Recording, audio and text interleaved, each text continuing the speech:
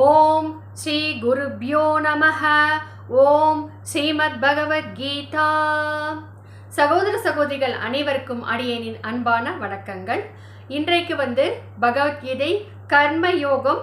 கர்மயோகத்தில் 16வது ஸ்லோகத்திலிருந்து நாம் பார்க்க இருக்கிறோம். அதற்கு முன்னால் பகவத்கீதை புஸ்தகத்தை அனைவரும் வாங்கி வைத்துக் கொள்ளும்படி கேட்டுக்கொள்கிறேன். நீங்கள் அடியேன் அந்த அர்த்தத்தை கூறிக்கொண்டே வரும்பொழுது நீங்கள் புஸ்தகத்தையும் பார்த்து கொண்டே வந்தால் உங்களுக்கு அந்த அர்த்தம் ஆழமாக மனதில் பதியும். அதற்கு பிறகு நீங்கள் இந்த அர்த்தத்தை மட்டும் கூட வாசித்து கொண்டே வரலாம்.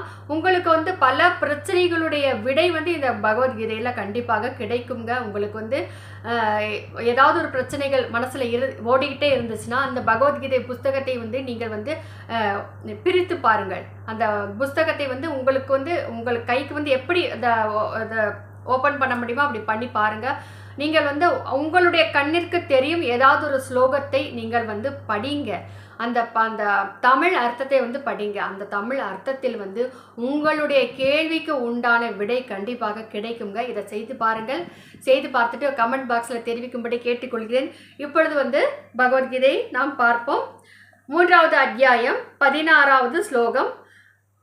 பார்த்தா எவனொருவன் இவ்வுலகில் இவ்வாறு பரம்பரையாக தொடங்கி வைக்கப்பட்ட படைப்பு சக்கரத்திற்கு அனுகூலமாக பின்பற்றி நடக்கவில்லையோ, தன் கடமையை ஆற்றவில்லையோ, புலன்கள் மூலம் போகங்களில் இன்புற்றிருக்கும் அந்த பாவ வாழ்க்கையுடையவன் வீணே வாழ்கிறான். அவன் வாழ்ந்தே பிரயோஜனம் கிடையாது அப்படின்னு சொல்றாரு பகவான் கிருஷ்ணர். நான் படைப்பு சக்கரம் எப்படிப்பட்டது? ஒரு மனிதன் தன்னுடைய கடமையை சுயநலம் இல்லாமல் தன்னலம் கருதாது கடமை ஆற்ற வேண்டும். அதுதான் வேள்வி. அந்த வேள்வி ஆகுதியை ஏற்றுக்கொண்ட தேவர்கள் நமக்கு எல்லா போகங்களையும் தருவார்கள் அப்படின்னு என்பதை சென்ற பதிவில் மிகவும் அழகாக நாம் பார்த்தோம். இப்படி வாழாதவன் வீணே வாழ்கிறான் என்று கூறுகிறார். 17வது ஸ்லோகங்க. ஆனால் எந்த மனிதன் ஆத்மாவிலேயே இன்புற்றிருப்பவனாகவும் மேலும் ஆத்மாவிலேயே திருப்தி கொண்டவனாகவும் ஆத்மாவிலேயே மகிழ்பவனாகவும் இருக்கிறானோ அவனுக்கு செய்ய வேண்டிய செயல் எதுவும் இல்லை என்று கூறுகிறார். இதுவும் ஒரு நல்ல ஒரு கேள்விக்கான விடைதாங்க இது. இப்பொழுது எத்தனையோ பேர் இருக்கிறார்கள், சித்தர்கள் இருக்கிறார்கள், அகோரிகள் இருக்கிறார்கள். அவர்கள் எல்லாம் நாம் பார்த்துருக்கோம். அவங்க எல்லாம் மனிதர்களிடம் ஒட்டி வாழாமல் அவர்கள் தனியாக ஒரு காடுலேயோ மலையிலேயோ அவர்கள் வாழ்ந்து கொண்டிருப்பார்கள். அப்படிப்பட்ட அவர்கள் தன்னுடைய ஆத்மாவில் உறைந்து கொண்டிருக்கும் இறைவனையே நினைத்து அவனுடையே அந்த எண்ணத்திலேயே பரிபூரணமாக வாழ்கிறார்கள். அவர்கள் இந்த உலக இயல் எதிலுமே ஒட்டாமல் தனித்து வாழ்கிறார்கள். அப்படிப்பட்ட வாழ்க்கை வாழ்பவர்களுக்கு கடமை என்பது எதுவுமே கிடையாது. அவர்கள் இந்த பூமியில் ஜனனம் எடுத்ததற்கு உண்டான காரணமே இறைவனை அடைவதற்காகத்தான். ஆகவே அந்த காரியத்தை மட்டும் அவர்கள் செய்தால் போதும். அவர்களுக்கு மனிதர்கள் செய்யக்கூடிய கடமை என்று அவர்களுக்கு எதுவுமே கிடையாது, செய்ய வேண்டியது இல்லை என்று கூறுகிறார். அந்த மாமனிதன் இவ்வுலகில் கர்மங்களை செய்வதாலும் எந்தவித பயனும் இல்லை. அவங்க செஞ்சாலும் பயன் கிடையாது அப்படின்னு சொல்றாரு. கர்மங்களை செய்யாவிட்டாலும் ஒரு பயனும் இல்லை என்று கூறுகிறார். அவ்வாறே உயிரினங்கள் அனைத்திலும் எதிலுமே அவனுக்கு தனக்காக ஆக வேண்டியது என்ற தொடர்பே சிறிது கூட இல்லை என்று அழகாக 18வது ஸ்லோகத்தில் கூறுகிறார். அவங்க தனியா இருப்பாங்க அப்படின்னு சொல்றாரு. ஆகவே பற்றின்றி எப்பொழுதும் ஆற்ற வேண்டிய கடமையை செவ்வனே நிறைவேற்றி கொண்டிரு. ஆனால் உனக்கு அப்படி கிடையாது. நீ பற்றில்லாம நீ செய்ய வேண்டிய கடமைகளை எல்லாம் கரெக்டாக செஞ்சுட்டே இரு அர்ஜுனா அப்படின்னு சொல்றாரு. ஏனென்றால் பற்றின்றி கர்மங்களை செய்கின்ற மனிதன் பரமாத்மாவை அடைகிறான். உனக்கு பரமாத்மாவை அடைவதற்கு உண்டான வழி என்ன? நீ பற்றில்லாம கடமை செய்தால் உனக்கு பரமாத்மாவை நீ அடைய முடியும் அப்படின்னு சொல்றாரு. அதற்கு எடுத்துக்காட்டாக வாழ்ந்தவர்களை பற்றி அடுத்த ஸ்லோகத்துல கூறாருங்க. 20வது ஸ்லோகம். ஜனகர் முதலிய ஞானிகளும் பற்றின்றி கர்மங்களை செய்ததன் மூலமே சிறந்த பேற்றை அடைந்தார்கள் அப்படின்னு சொல்றாரு. இந்த ஜனகர் எல்லாம் இருக்காரு, ஜனகர் மகாராஜா இருக்கார் இல்லையா, ஜனகர். அவர் இந்த மாதிரி ஒரு பற்றின்றி ஒரு வாழ்க்கையை வாழ்ந்துதான் அவர் இறைவனை அடைந்தார் அப்படின்னு சொல்றாரு. அவ்விதமே உலகத்திற்கு வழிகாட்டுவது என்பதை நன்கு மனதில் கொண்டு அவங்க மாதிரியே நீயும் உலகத்தில் எல்லாருக்கும் வழிகாட்டணும் அப்படிங்கிறத நல்ல மனசில் வச்சுட்டு நீயும் கர்மங்களை செய்வது தான் உனக்கு, நீ வந்து கர்மங்களை செஞ்சு அவங்களுக்கு வழிகாட்டியாக நீ வாழ்ந்து காட்டு அர்ஜுனா அப்படின்னு சொல்கிறாரு. உயர்ந்த மனிதன் எதை எதை செய்கிறானோ ஏனையோரும் அதையே செய்வார்கள் இல்லையா. நல்ல பெரியவர்கள் வந்து என்ன செய்கிறாங்க, அவங்க அப்படி பண்ணுறாங்க, அதே மாதிரி தான் நாம் பண்ணணும், அவங்க தானே வழிகாட்டுறாங்க என்று வந்து ஒவ்வொரு மனிதனும் நினைக்கிறான். அப்படிப்பட்ட பெரியவனாக நீ சான்றோனாக இரு அப்படின்னு சொல்கிறாரு. மனித சமுதாயம் அனைத்தும் அதையே பின்பற்றி நடக்கிறது. அப்படிப்பட்ட சான்றோர் வாழும் வாழ்க்கை தான் எல்லா மக்களும் பின்பற்றி வாழ்கிறார்கள். அர்ஜுனா அப்படி பார்த்தா என்ன எடுத்துக்கோ அப்படின்னு சொல்கிறாரா, எனக்கு கூட கடமைகள் உண்டு அப்படின்ட்டு பகவான் கூறார். என்ன சொல்கிறார் என்றால், அர்ஜுனா எனக்கு மூ உலகங்களிலும் செய்ய வேண்டிய கடமை ஒன்றுமே இல்லை, அடைய வேண்டியது எதுவும் அடையப்படாமலும் இல்லை, நான் அடையாதது என்று எதுவுமே கிடையாது. ஆயினும் கூட நான் கர்மா செய்வதிலேயே தான் ஈடுபட்டுள்ளேன். பகவானுக்கு உரிய கடமை என்ன? படைத்தல், காத்தல், அழித்தல். அதை செய்தாலும் சரி செய்யாவிட்டாலும் சரி இறைவனை கேட்பதற்கு ஆளே கிடையாது இல்லையா. அவங்க அவரை வந்து யார் போய் வந்து கேள்வி கேட்க போறாங்க. இருந்தாலும் வந்து பகவான் கிருஷ்ணர் என்ன சொல்கிறார் என்றால், இறைவனும் வந்து கடமை ஆற்றிக்கொண்டே தான் இருக்கிறான். எனக்கும் வந்து மூவுலகங்களில் எந்த ஒரு கடமை இல்லை, எல்லா கடமைகளையும் நான் ஆற்றி கொண்டு தான் இருக்கிறேன் அப்படின்னு சொல்கிறாரு. ஏனெனில் பார்த்தா ஒரு கால் நான் கவனத்துடன் கர்மங்களில் ஈடுபடாமல் இருந்தால் பெரிய தீங்கு விளையும். ஏன்னா மனிதர்கள் எல்லா விதங்களிலும் என்னுடைய வழியையே பின்பற்றுகிறார்கள். இறைவனை பின்பற்றி தான் மக்கள் வாழ்கிறார்கள். அப்படி வந்து அவர்கள் வாழும் பொழுது நான் வந்து சரியாக படைத்தலையோ காத்தலையோ அழித்தலையோ ஏதாவது ஒன்று அறகுறையாக செஞ்சால் எல்லாருக்கும் வந்து கஷ்டம் அப்படின்னு சொல்கிறாரு.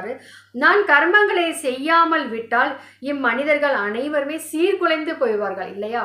ஒரு நிமிஷம் ஆக்சிஜன் இல்லைன்னா என்னென்ன நடக்கும்னு வாட்ஸ்அப்பில் வந்து ஒரு சின்ன வந்து ஒரு விஷயம் வந்துச்சுங்க. அதை படித்தோடனே ஆடி போயிட்டேன். ஏன்னா ஒரு நிமிஷம் வந்து ஆக்சிஜன் இல்லையா, நமக்கு வந்து கொஞ்சம் அடக்கிக்கலாம், அதுக்கப்புறம் சுவாசிக்கலாம், அதுக்கப்புறம் நம்ம உயிர் வாழலாம் என்று தான் நாம் நினைப்போம். ஆனால் வந்து அந்த ஒரு நிமிட ஆக்சிஜன் இல்லை என்றால் உலகமே வந்து இயங்காமல் போய்விடும் என்பதை அந்த வாட்ஸ்அப் காணொலி வந்து அடியனுக்கு வந்து புரிய வச்சது.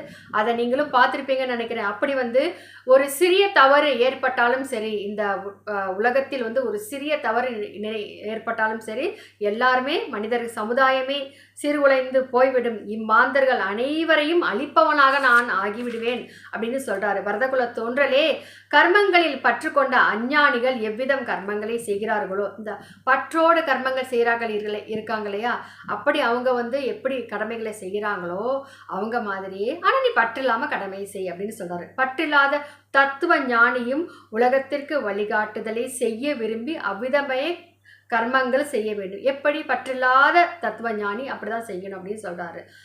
பரமாத்ம ஸ்வரூபத்தில் நிலைத்து நிற்கின்ற ஞானி, பரமாத்மாவை நினைத்திருக்கின்ற ஞானி சாஸ்திரங்களில் விதிக்கப்பட்ட கர்மங்களை பற்றோடு செய்யும் அஞ்ஞானிகளின் புத்தியில் குழப்பத்தை, அதாவது கர்மங்களை ஆற்றுவதில் சிரத்தையின்மையை உண்டாக்க கூடாது. இப்போ வந்து பரமாத்ம சுரூபத்திலே நிலைத்து இருக்கக்கூடிய அந்த ஞானிகள் இருக்கார்கள் இல்லையா, இந்த சித்தர்கள் எல்லாம், அவர்கள் எல்லாம் வந்து சிரத்தை, அவங்களுக்கெல்லாம் அவங்கள்தான் குடும்பம் இல்லை, குட்டி இல்லை, யாரும் இல்லை, அவங்க வந்து தனியாக இருக்காங்களே, அவங்க அப்படி இருக்கும் பொழுது நாம் மட்டும் எதற்கு வந்து இந்த கடமைகளை செய்ய வேண்டும் என்று ஒரு மனிதன் நினைத்து விடக்கூடாது. தன்னுடைய கடமை செய்வதில் சிரத்தையின்மை வந்து அவனுக்கு வந்து விடக்கூடாது என்று கூறுகிறார்.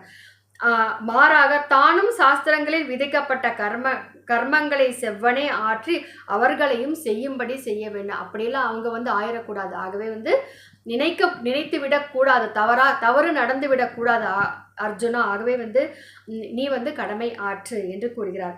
எல்லா செயல்களும் எல்லா விதங்களிலும் பிரகிருதியின் குணங்களால் செய்யப்படுகின்றன.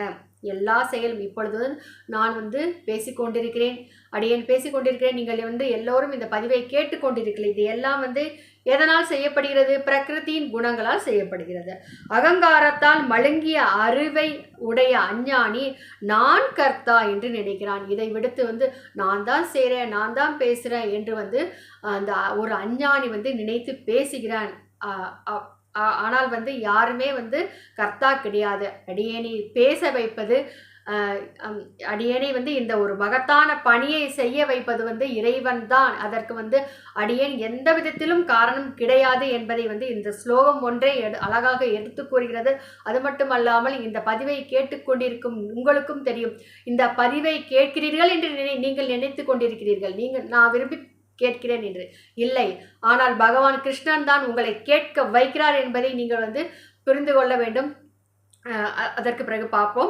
ஆனால் நீண்ட புஜங்களை உடையவனே, குணங்களின் பிரிவு, கர்மங்களின் பிரிவு, இவற்றின் தத்துவம் அறிந்த ஞான யோகி குணங்கள் அனைத்தும் குணங்களின் செயல்படுகின்றன என்று அறிந்து அவற்றில் பற்று கொள்ளாதிருக்கிறான். இந்த குணங்கள் சத்வம், ரஜஸ், தமஸ் ஆகிய இந்த குணங்களால் தான் வந்து உந்தப்பட்டு மனிதன் எல்லா காரியங்களும் செய்கிறான். இந்த குணங்களை பற்றி தெரிந்த ஞானி வந்து தன்னுடைய புத்தியால் இந்த புத்தியை வந்து ஸ்திரமாக்கி கொண்டு இந்த குணங்களுக்கு வந்து அடிமைப்பட்டு விடாமல் ஒரு விழிப்புணர்வுடன் இருக்கிறான் அப்படின்னு சொல்றாரு.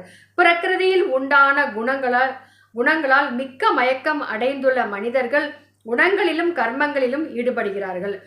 முற்றும் அறிந்திராத குறைமதியுள்ள அந்த அஞ்ஞானிகளை முழுமையான அறிவு பெற்றுள்ள ஞானி தடுமாற செய்யலாகாது. இப்படி வந்து ஒரு முழு ஞானி வந்து அரைகுறை ஞானத்துடன் இருக்கக்கூடிய மனிதனை வந்து குணங்களால் உந்தப்பட்டு அவன் செய்து கொண்டிருக்கிறான் அல்லவா காரியம், அதையும் வந்து செய்யாமல் இருக்கும்படி செய்துவிடக்கூடாது என்று கூறுகிறார். அதற்கு பிறகு 30வது ஸ்லோகம்.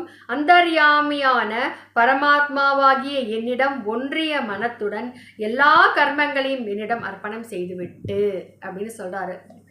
தான் செய்த கர்மங்கள் எல்லாவற்றையுமே என்னிடம் அர்ப்பணம் செய்துவிடு அப்படின்னு சொல்றாரு. அப்படி செய்துவிட்டு ஆசையே இல்லாதவனாக, மமக்காரம் இல்லாதவனாக, மமக்காரம் என்றால் என்னுடையது என்று அர்த்தம், மமக்காரம் அல்லாதவனாக, மேலும் தாபமற்றவனாக. தாபம் என்றால் வந்து ஆசை, அந்த தாபம் என்று சொல்லும் பொழுது வந்து ஆசை என்பதை விட அதை விட தாண்டி வந்து ஒரு விஷயம். தாபம்ங்கிறது அவ்வளவு ஒரு மோகம் என்று சொல்லலாம். அது எதுவுமே இல்லாதவனாக ஆகி யுத்தம் செய் என்று வந்து கூறுகிறார். இத்துடன் வந்து 30 ஸ்லோகங்களுடைய அர்த்தம் நிறைவடைந்திருக்கிறது. கர்மயோகம் 3வது அத்தியாயம் 30 ஸ்லோகங்களுடைய அர்த்தம் நிறைவடைந்திருக்கிறது. அதற்கு பிறகு 31வது ஸ்லோகத்திலிருந்து பகவான் கிருஷ்ணர் என்ன கூறுகிறார் என்பதை அடுத்த பதிவில் கூறுகிறேன். சகோதர சகோதரிகளே, என்னுடைய இந்த பதிவை நீங்கள் வந்து உங்களுடைய நண்பர்கள் மற்றும் உறவினர்களுக்கு பகிர்ந்திடுங்கள். அப்படி பகிர்ந்து பகவத்கீதைக்கு தொண்டாற்றும் பெரும் திருப்பணியை செய்து புண்ணியத்தை ஈட்டிக்கொள்ளுங்கள் என்று வந்து அடியேன் உங்களிடம் கேட்டுக்கொள்கிறேன். சகோதர சகோதரிகளே, அடுத்த பதிவில் மீண்டும் சந்திப்போம். இவள் தமிழ்நாடு மதுரையில் மதுரை கல்லூரி அருகே ஜீவசமாதி அடைந்துள்ள ஸ்ரீ சிவானந்த சரஸ்வதி சுவாமிகளின் பேத்தி ரஜுலா விஜயராகவன். நன்றி.